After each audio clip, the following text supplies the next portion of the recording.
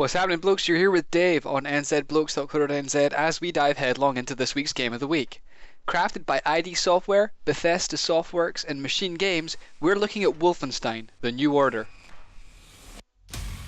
You play as long-serving series protagonist William B.J. Blazkowicz in an interesting take on one of possibly the most asked questions in the last 60 years. What would have happened if Nazi Germany had won the Second World War? In this alternate reality, that is exactly what has happened. After you've played out the game's tutorial level, which is set in an environment that should be familiar to anyone who's ever played a Wolfenstein game, you are thrust forward to 1960, where the bulk of the game's content and storyline are played out in this wildly imaginative and rather bleak portrayal of humanity's future under the iron fist of the Third Reich. One thing that becomes apparent very quickly is the great lengths that the developers have gone to build a polished, well-crafted single-player experience. Little details will catch your attention as you make your way throughout each level that this game offers.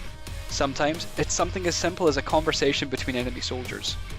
All of the little things help to immerse you in this reimagined 1960s world. Combine this attention to detail with a whole heap of collectibles, secret areas and other things to look for in the map, and a couple of very cool nods to the origin of the Wolfenstein series, and you'll be well away.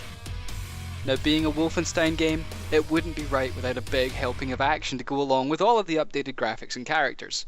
Again, this game delivers this in spades, and some of the mechanics have been brought up to date with modern games to boot. Sneaking around, knife in hand, and taking out your foes silently is now a viable alternative to the more traditional guns blazing approach. Most encounters allow you to employ this skill, which has the added benefit of avoiding reinforcements being called in by your enemies. However, if it goes sideways, then you'll have a pretty substantial arsenal to call upon to take out anyone in your way. Enemies range from soldiers and guard dogs to robotic dog tanks and dual machine gun wielding mechs, and that's just the tip of the iceberg. Combine this with some superb visuals for the PC and next generation console releases. Our review was carried out on a PC at ultra settings, by the way, and you're in for an action-packed visual feast. My complaints about this game are few.